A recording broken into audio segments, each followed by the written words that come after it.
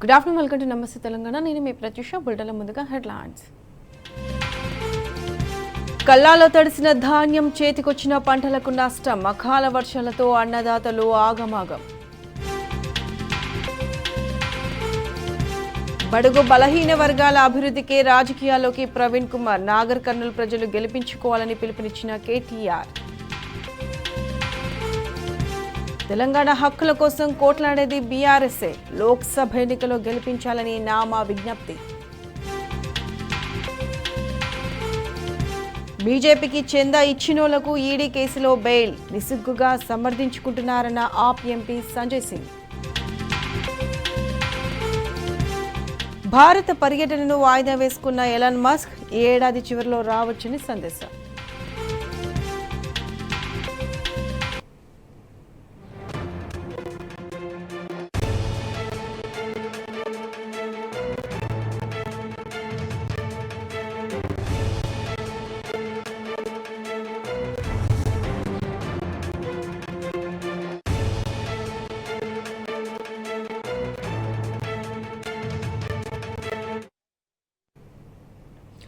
Karimnagar BRS party MP అభ్యర్థి B Vinod Kumar ఎన్నికల ప్రచారంలో దూసుకుపోతున్నారు. మరి కాసేపట్లో ఆయన నామినేషన్ దాఖలు చేయనున్నారు.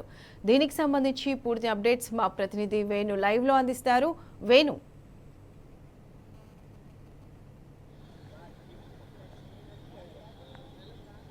ప్రత్యూష 2:30 గంటల ప్రాంతంలో బోయినపల్లి వినోద్ కుమార్ కరీంనగర్ ఎంపీ అభ్యర్థిగా నామినేషన్ దాఖలు చేయనున్నారు. అంటే ఇప్పటికే ఎన్నికల విషయంలో అధికారులు కూడా అన్ని ఏర్పాటు చేసినటువంటి నేపథ్యం గత 3 రోజుల నుంచి కూడా నామినేషన్లు పర్వం కొనసాగుతుంది. అంటే కరీంనగర్ విషయానికి వస్తే ఇప్పటి వరకు అయితే 3 నామినేషన్లు దాఖలైనటువంటి పరిస్థితి మనకు కనిపిస్తోంది.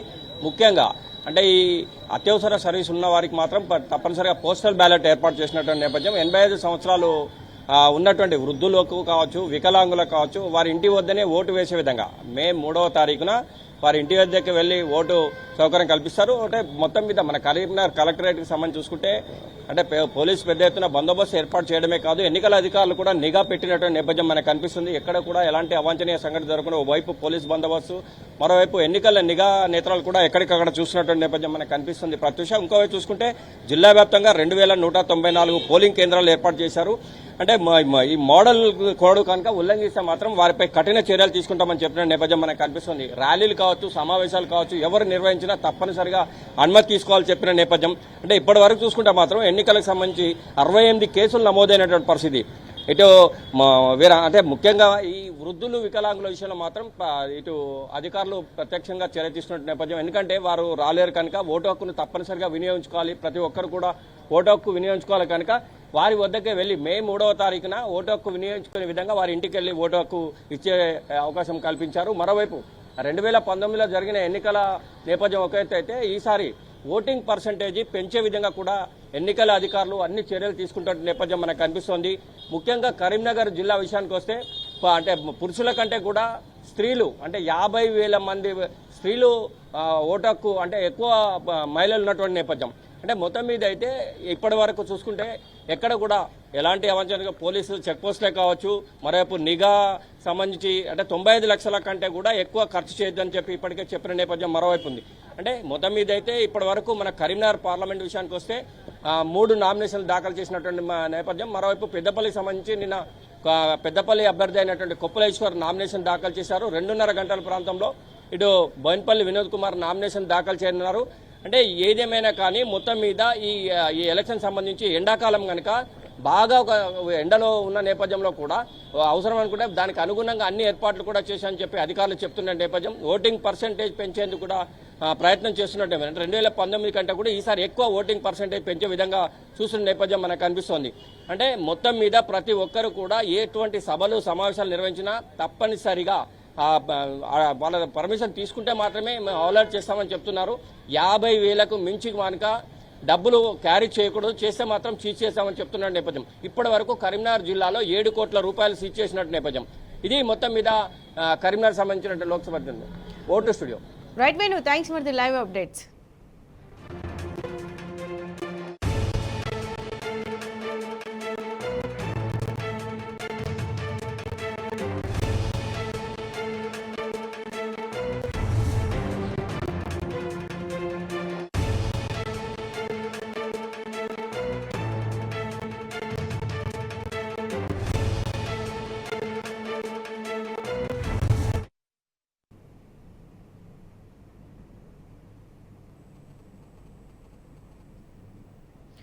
ఆర్ఎస్ ప్రవీణ్ కుమార్ గలం నాగర్ కర్నూల్కు బలమని బీఆర్ఎస్ వర్కింగ్ ప్రెసిడెంట్ కేటీఆర్ అన్నారు. సంచలనాలకు సంస్కరణలకు సరికొత్త ఆలోచనలకు పెట్టింది పేరు ఆర్ఎస్ ప్రవీణ్ కుమార్ అని అన్నారు. తన 6 ఏళ్ల పదవీ కాలాన్ని వదులుకొని బడుగు బలహీన వర్గాల అభ్యున్నతి కోసం ప్రజాసేవలోకి అడుగుపెట్టారన్నారు. తన పదవి కాలంలో పోలీస్ వ్యవస్థలో ఎన్నో వినూత్న మార్పులకు శ్రీకారం చుట్టిన ప్రవీణ్ కుమార్ రాష్ట్రపతి పురస్కారం కూడా అందుకున్నారని కేటీఆర్ గుర్తు చేశారు. అటువంటి ప్రవీణ్ కుమార్ ఇప్పుడు నాగర్ కర్నూల్ బీఆర్ఎస్ ఎంపీ అభ్యర్థిగా మన ముందుకు వస్తున్నారన్నారు. సమర్థత గల నాయకులు పార్లమెంట్లో ఉంటే ఆ పదవికి వన్నె తేవడం ఖాయమని, మన సమస్యల పరిష్కారం తథ్యమన్నారు కేటీఆర్.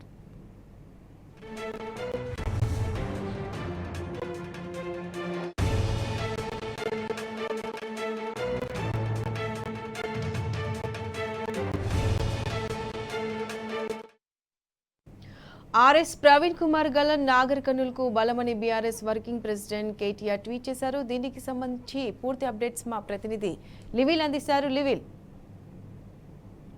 ప్రత్యక్ష మన BRS party Nagar Kurnool MP అభ్యర్థి రిటైర్డ్ ఐపీఎస్ అధికారి డాక్టర్ ఆర్ఎస్ ప్రవీణ్ కుమార్ గారు అని చెప్పేసి ట్విట్టర్ వేదికగా మాజీ మంత్రి BRS working president KTR tweet చేశారు. సంచలనాలకు సంస్కరణలకు సరికొత్త ఆలోచనలు పెట్టింది పేరు డాక్టర్ ఆర్ఎస్ ప్రవీణ్ కుమార్ అంటూ ట్విట్టర్ లో ఒక వీడియోను కూడా పోస్ట్ చేశారు. నల్లమల ప్రాంతంలో పుట్టిన ప్రవీణ్ కుమార్ గారు తన 6 ఏళ్ల పదవి కాలాన్ని వదులుకొని బడుగు బలహీన వర్గాల అభివృద్ధి కోసం బహుజనవాదాన్ని భుజానెత్తుకొని ప్రజాసేవలోకి అడుగుపెట్టారని, తన పదవీ కాలంలో పోలీసు వ్యవస్థలో ఎన్నో వినూత్న మార్పుల శ్రీకారం చుట్టిన ప్రవీణ్ కుమార్ గారు పెళ్లి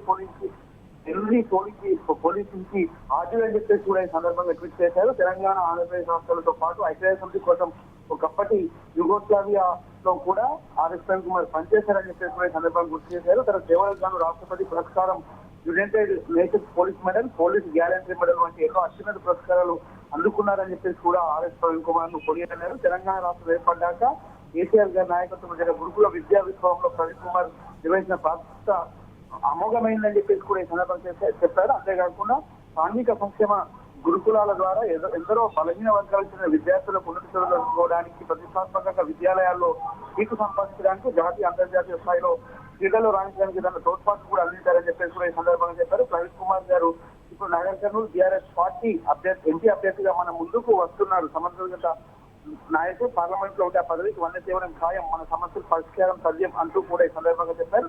డాక్టర్ ఆర్ఎస్ ప్రవీణ్ కుమార్ గలం నాగర్ కర్నూలుకు బలం అని చెప్పేసి కూడా ఈ సందర్భంగా ట్విట్టర్ లో పేర్కొన్నారు. అంతేకాకుండా ఏదైతే ఒక వీడియో కూడా పోస్ట్ చేశారో ఆ వీడియో కూడా ఒక వినూత్నమైన వీడియోగా ఉంది. వాళ్ళ నాడు ఆర్ఎస్ ప్రవీణ్ కుమార్ గురుకులాల్లో ఉన్నప్పుడు ఎందరో మంది విద్యార్థులకు వాళ్ళ ప్రతిభను గుర్తించి వారికి ఉన్నత శిక్షణాలు చేశారు. అందులో బాగానే ఏదైతే ధరవత్ ఒక బాలిక అథ్లెటిక్స్ లో సాధించడం కావచ్చు, ఎంతో మంది గురుకుల విద్యార్థులు నేడు ఒక ఐఐటీలో కావచ్చు మెడిసిన్ సీట్లు సాధించడంలో ఆర్ఎస్ ప్రవీణ్ కుమార్ పాత్ర వినలేనిదని చెప్పేసి కూడా ఈ సందర్భంగా వీడియో ఒక మంచి తరాన్ని చూపిస్తుంది. ఆర్ఎస్ ప్రవీణ్ కుమార్ చేసిన సేవలకు గాను ఆ వీడియో ఒక మంచి గుర్తింపును తీసుకొచ్చే విధంగా వీడియోలు పోస్ట్ చేశారు. అంతేకాకుండా ఆర్ఎస్ ప్రవీణ్ కుమార్ గురుకుల విద్యాలయాల్లో ఉన్నప్పుడు ఎంతో మంది విద్యార్థులను చేరదీసి ఆ విద్యాలయాల ద్వారా మంచి విద్యను అందించి ఎన్నో ఐఐటీలు, మద్రాస్ ఐఐటీ కావచ్చు, ముంబై ఐఐటీ కావచ్చు, నాగపూర్ ఐఐటీతో పాటు అంతర్జాతీయ స్థాయిలో కూడా క్రీడల్లో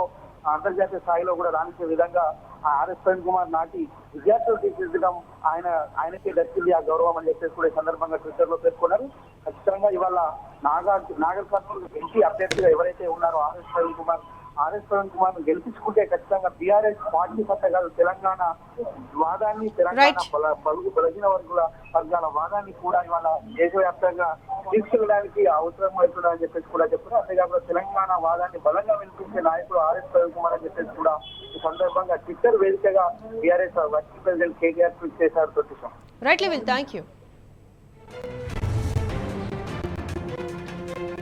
బీఆర్ఎస్ అధినేత కేసీఆర్ ఇచ్చిన పిలుపు మేరకు రాష్ట్ర వ్యాప్తంగా రైతుల పోస్ట్ కార్డు ఉద్యమం ఊపందుకుంది. ఇందులో భాగంగా సిద్దిపేట జిల్లాలో స్థానిక ఎమ్మెల్యే హరీష్ రావు పిలుపుతో స్థానిక రైతన్నలు సీఎం రేవంత్ రెడ్డికి పోస్ట్ కార్డులు రాస్తున్నారు. ఎన్నికల సమయంలో రైతులకు ఇచ్చిన 2 లక్షల రుణమాఫీ, రైతు బంధు, 500 రూపాయల బోనస్ హామీలు అమలు చేయాలంటూ డిమాండ్ చేస్తున్నారు. తాజాగా నంగునూరు మండలం గట్ల మల్యాలకు చెందిన రైతులు కూడా సీఎం రేవంత్ రెడ్డికి పోస్టు కార్డు ద్వారా తమ నిరసన తెలిపారు. ఇచ్చిన హామీలు అమలు చేయాలంటున్న గట్ల మాల్యాల రైతులతో మరిన్ని వివరాలు మా ప్రతినిధి రంగాచారి అందిస్తారు.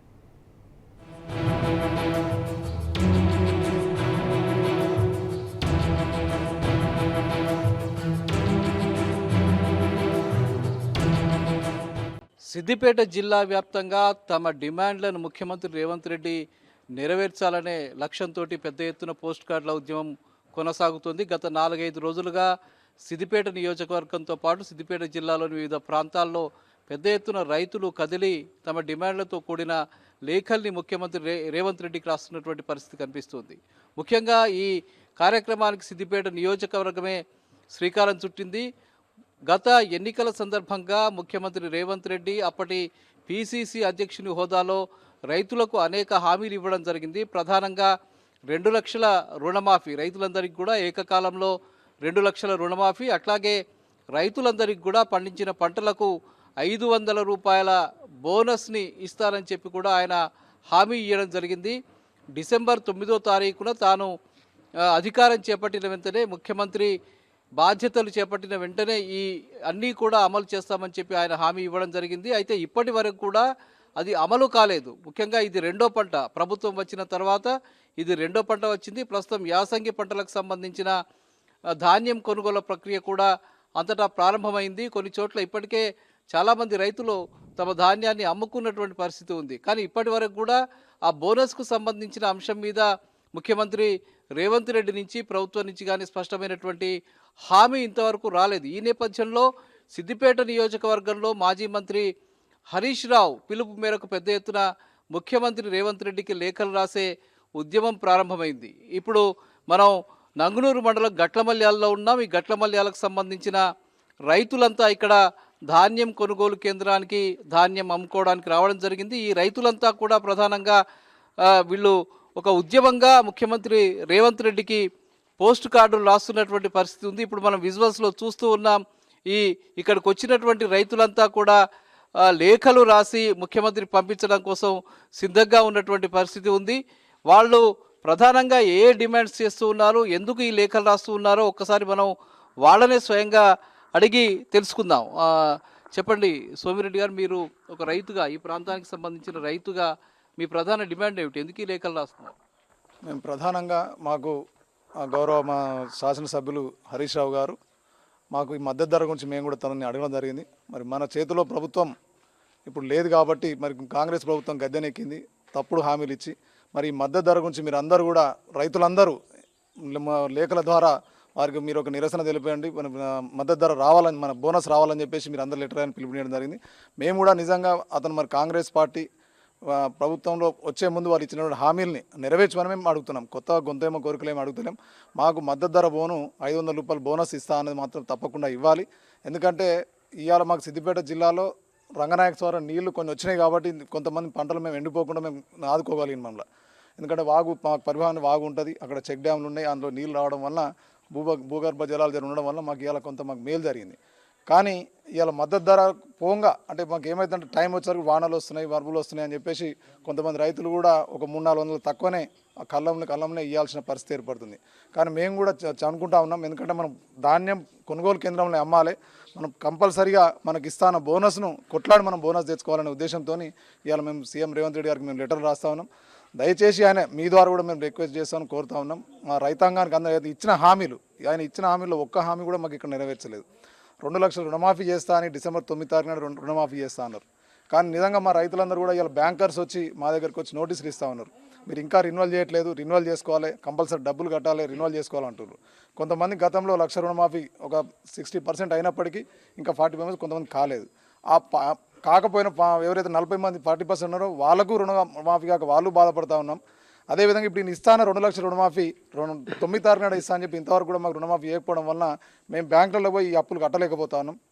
ఈ వడ్లు మాకు ఎందుకంటే ఇప్పుడు మ్యాక్సిమం మేము కొంతమంది ఏదైతే ఇది పంట ఏం చేసుకున్నామో ఈ వడ్లకు మద్దతు మన బోనస్ ఇస్తే అదేవిధంగా రుణమాఫీ మేము డబ్బులు కూడా కట్టుకోవాలి కాబట్టి మరి ఆయన త్వరగా ఆయన రుణమాఫీ చేస్తే ఆయన అన్నమాట ప్రకారం నిలబడితేనే మేము ఇచ్చేద్దామని ఒక ఉద్దేశంతో ఉన్నాం. మరి రాబోయే ఎలక్షన్లో ఆయనకు బుద్ధి చెప్పాల్సిన అవసరం కూడా ఉన్నది. ఎందుకు అంటే ఇవాళ ఇవ్వకపోతే ఆయన ఇవాళ మళ్ళీ మేము రెఫరెండం అని చెప్తా ఉన్నాడు. మేము ఈ ఎలక్షన్లో ఈ మా 100 రోజుల పాలన చూసి మాకు ఓటేయండి, ఇదే రెఫరెండం అంటున్నాను. కాబట్టి దయచేసి ఆయన మీ ద్వారా రిక్వెస్ట్, మాకు రుణమాఫీ చేయాలి, అదేవిధంగా బోనస్ ఇవ్వాలి. మీరేమనుకుంటున్నారు? అబద్ధాలు ఆడి గద్దెనెక్కిన రాష్ట్ర ప్రభుత్వం, గౌరవ ముఖ్యమంత్రి రేవంత్ రెడ్డి గారు ఆనాడు పీసీసీ హోదాలో రైతులందరికీ ఒక హామీ ఇచ్చారు. ఏమి ఇచ్చిండ్రు? ఏకకాలంలో 2 లక్షల రుణమాఫీ చేస్తాను, ఇప్పుడే పోయి బ్యాంకులలో తెచ్చుకుంటున్నాము, ఏకకాలంలో రుణమాఫీ చేస్తాను, అలాగే రైతులకు ఈ మద్దతు ధర సరిపోదు, 500 రూపాయల బోనస్ను తప్పకుండా ఇస్తామని చెప్పారు. అట్నే ఏమన్నారు? ఎట్లయితే పాత ప్రభుత్వం, గత ప్రభుత్వం ఎట్లయితే ప్రతి సెంటర్లో ప్రతి గింజను కొనుగోలు చేస్తామని అన్నారు. అని యుద్ధ ప్రాతిపదికన అసలు వరి కోతలు స్టార్ట్ కాకముందే నాకు తెలిసి నా అనుభవంలో 10 ఏళ్ళ నుంచి, నేను 25 ఏళ్ళ నుంచి ప్రజాప్రతినిధిగా కొనసాగుతున్నా. ప్రజాప్రతినిధి ఎన్నడూ కూడా ఒడ్లు కల్లాలకు రాకముందు ఖాళీ కాంటాల మీద ఎన్నడూ కూడా కొబ్బరికాయలు కొట్టిన సందర్భం లేదు. నాకు కూడా అనిపించింది, అరే ఇవాళ ఏం డేటు అనేటంటే ఏప్రిల్ 1 నాడు ఏప్రిల్ ఫూల్ చేయడానికి మరి రైతులను నాకు అర్థం కాలేదు. ధాన్యము కల్లాలకు వచ్చినాక కొబ్బరికాయ కొట్టిన సందర్భం ఉండే, కానీ ధాన్యం కల్లాలకు రాకముందే అధికారులే వచ్చి ఎన్నికల కోడ్ ఉంది అని చెప్పి ఒకటే నామమాత్రం కొబ్బరికాయలు కొట్టిపోయారు. ఇవాళ అన్ని వరికోతలు అయ్యి ఇవాళ ప్రతి సెంటర్కు ధాన్యం వచ్చినది. ఇవాళ ధాన్యం వచ్చినది, ఇవాళ అధికారులు వాళ్ళు లేరు, ఇవాళ దానికి గన్నీర్ బ్యాగ్స్ లేవు, ఇవాళ వాళ్ళకు స్పష్టమైన అధికారులకు ఏ హామీలు లేవు. మరి కొనండి, మరి మద్దతు ధర ఇస్తాము, బోనస్ ఇస్తామనే హామీ ఇప్పటివరకు ప్రకటన జరగలేదు. దయచేసి మీరు అబద్ధాలాడో ఏదో చేసి గద్దెనే తెక్కిరు. ఆ గౌరవాన్ని కాపాడుకోవాలంటే ఇలా రాష్ట్ర ప్రభుత్వం చిత్తశుద్ధి ఉంటే రైతులకు ఇచ్చిన మాటను నిలుపుకొని ఇవాళ 500 బోనస్ కావచ్చు, 2 లక్షల ఏకకాలంలో రుణమాఫీ కావచ్చు, అలాగే రైతు బంధు కింద గత ప్రభుత్వం ఇచ్చిన రైతు బంధు కింద పంటకు 5,000 రూపాయలు ఏదైతే ఎకరానికి 10,000 రూపాయలు చొప్పున సంవత్సరానికి ఇచ్చినరో అవి సరిపోవు అని చెప్పి రైతులకు మొసలి కన్నీరు గారుస్తూ ఆనాడు ఏమని చెప్పిందంటే 15,000 రూపాయలు ఇస్తాం, రైతులకు బిచ్చమేస్తుండని మాట్లాడి. అంత గొప్ప ప్రేమ ఉన్న ముఖ్యమంత్రి గారు ఇవాళ ఇచ్చిన హామీని తప్పకుండా నిలబెట్టుకోవాలి. ఒకవేళ నిలబెట్టుకోకపోతే అగ్రహానికి గురైతారు, రైతుల అగ్రహానికి తప్పకుండా గురైతారు. వచ్చే పార్లమెంట్ ఎన్నికల్లో తప్పకుండా మీకు గుణపాఠం తప్పదని కూడా ఈ సందర్భంగా తెలియజేస్తున్నాం. ఏమన్నా అంటే 6 గ్యారంటీలు ఉద్దర గ్యారంటీలను చూపిస్తారు, కానీ ఆ మేనిఫెస్టోలో చూస్తే 420 గ్యారంటీలు చూపించారు. 420 హామీలను నెరవేరుస్తాను, కనీస హామీలను నెరవేర్చమని చెప్పి ముఖ్యమంత్రి గారికి సవినయంగా విజ్ఞప్తి చేస్తున్నాం. ఒకవేళ ఈ సవినయంగా మేము విజ్ఞప్తి చేసేది వినకపోతే మాత్రం తప్పకుండా రానున్న రోజుల్లో బీఆర్ఎస్ పార్టీ పక్షాన ఉద్యమాలు చేపట్టి ఆ గద్దె దించే వరకు కూడా మేము ప్రయత్నం చేస్తామని చెప్పి సందర్భంగా తెలియజేస్తాను. అమ్మ మీరు చెప్పండి, ఎందుకోసం ఈ లేఖలు రాస్తున్నారు ముఖ్యమంత్రికి? ఈరోజు మా గట్టమల్లె నుండి రైతులందరూ ధర్నా చేస్తున్నాం. ముఖ్యమంత్రి వారు రేవంత్ రెడ్డి గారికి మన వడ్లు కొనుగోలు చేస్తూ బోనస్ 500 ఇస్తానని మాట ఇచ్చారు. అలాగే 2 లక్షల రుణమాఫీ కూడా చేస్తామన్నారు. చాలామంది రైతులు ఇబ్బంది పడుతున్నారు. ఇంతకుముందున్న ప్రభుత్వం చాలా ఫాస్ట్గా సంవత్సరానికి 2 పంటలకి 10,000 ఇచ్చారు. కేసీఆర్ గారు నా ప్రాణం ఉన్నంత వరకు నేను రైతు బంధు ఆపను అని కూడా మాకు చెప్పారు. మా రైతులను రేవంత్ రెడ్డి గారు ఇలా మోసం చేస్తారని మేము అనుకోలేదు. రానున్న రోజుల్లో మేము తగిన గుణపాఠం చెప్తాం. అట్లా ఇంకొంతమంది రైతులు ఉన్నారు, వాళ్ళు కూడా అడిగి తెలుసుకుందాం. మీరేమనుకుంటున్నారు? మాకు ఇచ్చిన హామీలు 9 తారీఖు నాడు మీరు బ్యాంకుకు పోయి 2 లక్షలు అప్పు తీసుకోమని చెప్పారు. బ్యాంకు వాళ్ళు వచ్చి ఇంటికాడ వచ్చి మాకు నోటీసులు ఇస్తారు. ఎకరానికి 15,000 రూపాయలు రైతు బంధు ఇస్తాను, అది లేదు ఇది లేదు. క్వింటాలకు 500 మద్దతు ధర ఇస్తాను, ఇది లేదు ఏది లేదు. మాకు చాలా ఇబ్బంది ఉన్నాం. మీరేమనుకుంటున్నారు? మాకు ఎలక్షన్ల ముందు నేను డిసెంబర్ 9 తారీఖు వస్తా, మీరు 1,00,000 ఉన్నోళ్ళు 2 లక్షల రూపాయలు తెచ్చుకొని నేను రాగానే మీకు మాఫీ చేస్తా అన్నాడు. ఇంతవరకు మాఫీ చేసింది లేదు. ఈ పంటకు 500 రూపాయల బోనస్ ఇస్తున్నాడు. బోనస్ అనేది ఇంతవరకు ప్రకటించలేదు. ఈ 10,000 ఎకరానికి 10,000 ఇచ్చే సంవత్సరానికి 15,000 ఇస్తున్నాడు. అది సుతా ఇంకా ప్రకటించలేదు. ఈ రేవంత్ రెడ్డిని కోరేది ఏంటంటే మమ్మల్ని వెంటనే రైతులను ఆదుకోవాలని కోరుకుంటున్నాం. మీరేమనుకుంటున్నారు? నాకు రైతు బంధు వస్తలేదు సార్. రైతు బంధు ఇస్తా అన్నాడు, రుణమాఫీ ఇస్తా అన్నాడు 2 లక్షలు. దీని గురించి ఆశకు రైతులందరం మేము ఓటేసినాము. ఆయన గద్దె ఎక్కిండు. ఇప్పుడు మాకు మొండిచే చూపెడతాను సార్. ఇలా చాలా ఇబ్బంది ఉన్నాం, రైతులందరూ చాలా బాధ కొద్దే ఉన్నాం. రైట్, మీరేమనుకుంటున్నారు? కాంగ్రెస్ ప్రభుత్వం దొంగ మాటలు చెప్పి గద్దెనెక్కింది. రేవంత్ రెడ్డి గారు హామీలు ఇచ్చాడు, 420 హామీలు ఇచ్చాడు, 420 లానే చేస్తున్నాడు. ఒక్క హామీ కూడా చేయలేదు. 6 గ్యారెంటీలు అన్నాడు, 2 లక్షల రుణమాఫీ అన్నాడు, చేయలేదు. రైతు బంధు 15,000 అన్నాడు, చేయలేదు. రైతు బీమా పెట్టలేదు. ఒడ్లు ధాన్యం కొనుగోలు కేంద్రాలలో అన్ని ఒడ్లు వచ్చాయి. మా రైతాంగం అంతా 400 రూపాయలు తక్కువలో అమ్ముకుంటున్నారు. ఇంతవరకు మద్దతు ధర ప్రకటించలేదు గవర్నమెంట్. ఏం చేస్తున్నారో అసలు వారికే తెరవట్లేదు.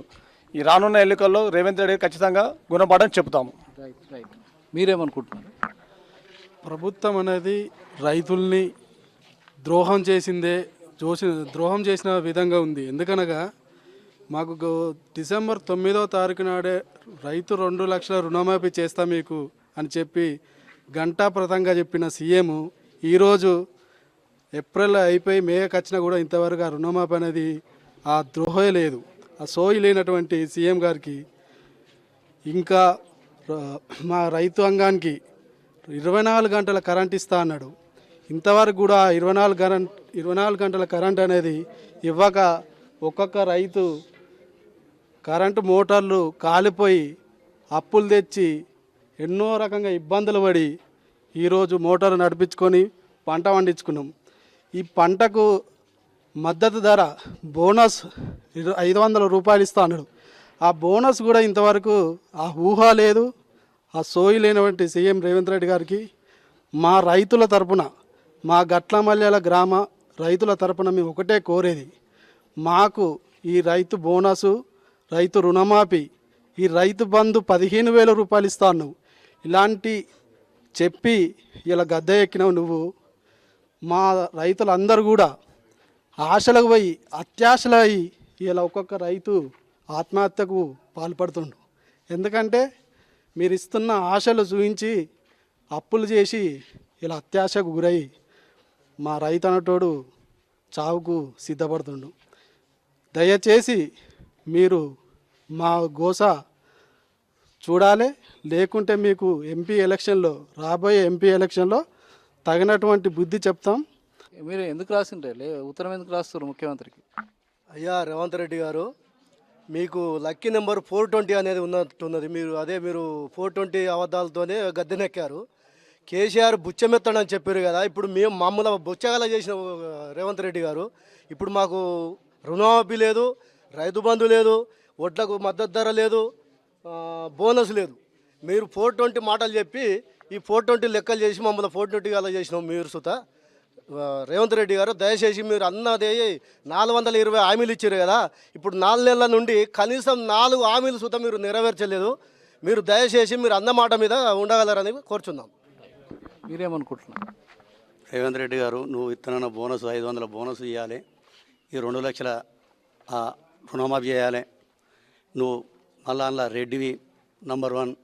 నీకు వ్యవసాయం ఎరక, నీకు కూడా అన్ని ఎరక, కష్టం ఎరక, సుఖం ఎరక. రైతులను ఎందుకు బాధ పెడుతున్నావు? మేము ఇంతే లెటర్ రాస్తున్నాం. నువ్వు గద్దెనెక్కి పరిపాలన చేసుడు కాదు, ప్రజలను కూడా మంచిగా చూసుకోవాలి, నీ పిల్లలాంటివి చూసుకోవాలి, మంచి పని చేయాలి నువ్వు. ఇది మనకిక్కడ గట్లమల్యాలకు సంబంధించిన రైతులు చెప్తున్న ప్రధాన విషయం. ముఖ్యంగా ముఖ్యమంత్రి రేవంత్ రెడ్డి ఎన్నికలకు ముందు ఇచ్చినటువంటి హామీల్లో ప్రధానమైనవి 2 లక్షల రూపాయలకు సంబంధించిన రుణమాఫీ, అట్లాగే ధాన్యానికి ప్రస్తుతం ఇస్తున్నటువంటి మద్దతు ధరతో పాటు 500 రూపాయల బోనస్ ఇస్తానని చెప్పారు. అట్లాగే రైతు బంధుని 10,000 నుంచి 15,000 రూపాయలకు చేస్తారని చెప్పారు. అట్లాగే 24 గంటల కరెంటును కూడా కొనసాగిస్తామని చెప్పడం జరిగింది. ఇవన్నీ కూడా ఏవి కూడా అమలు కావడం లేదు. ముఖ్యంగా ప్రస్తుతం అయితే యాసంగి పంటలకు సంబంధించిన పంటలన్నీ కూడా ధాన్యం అంతా కూడా వచ్చేసి మార్కెట్ యార్డుల్లో సిద్ధంగా ఉంది. మద్దతు ధర అటు పక్కకు పెట్టి, అట్లాగే బోనస్ పక్కకు పెట్టి, కేవలం గతంలో ఇచ్చినటువంటి మద్దతు ధర కూడా ఇప్పుడు ఇచ్చేటువంటి పరిస్థితి మార్కెట్లలో కనిపించలేదని చెప్పి రైతులు ఆవేదన వ్యక్తం చేస్తున్నటువంటి పరిస్థితి. చాలా రోజుల నుంచి మేము మార్కెట్ యార్డుల్లో ధాన్యం తెచ్చిపెట్టుకున్నా కూడా వాటిని కొనుగోలు చేయడానికి అవసరమైనటువంటి ఏర్పాట్లను కానీ, దానికి సంబంధించినటువంటి గన్నీ బ్యాగులను కానీ, ఆ మద్దతు ధరకు సంబంధించినటువంటి ఒక స్పష్టమైనటువంటి హామీ కానీ ఇవన్నీ లేని ఫలితంగా ఇప్పటి వరకు కూడా ధాన్యానికి కొనుగోలుకు ముందుకొచ్చేటువంటి పరిస్థితి ఇక్కడ అధికారుల నుంచి కనిపించడం లేదని ఒకవైపు చెప్తున్నారు. మరోవైపు బోనస్ అయితే అసలు దాని ప్రసక్తే ఎక్కడ ఎత్తడం లేదని చెప్తున్నారు. గత ధరను కూడా ఇచ్చే పరిస్థితి కూడా ఇప్పుడు లేని నేపథ్యంలో ముఖ్యమంత్రి రేవంత్ రెడ్డికి ఈ లేఖలు రాస్తున్నామని, ఒకవేళ ఈ ముఖ్యమంత్రి రేవంత్ రెడ్డి తక్షణమే చర్యలు తీసుకుని బోనస్ ఇచ్చే విధంగా, అట్లాగే రైతులకు రుణమాఫీ చేసే విధంగా చర్యలు తీసుకోకపోతే ఖచ్చితంగా రాబోయే పార్లమెంట్ ఎన్నికల్లో మేము రేవంత్ రెడ్డికి బుద్ధి చెప్తామని చెప్పి వాళ్ళు ముక్తకంఠంతో చెప్తున్నటువంటి పరిస్థితి ఇక్కడ గట్లమల్యాలలో కనిపిస్తూ ఉన్నది. కెమెరామెన్ వెంకట్తో రంగాచారి, టీ న్యూస్, గట్లమల్యాల.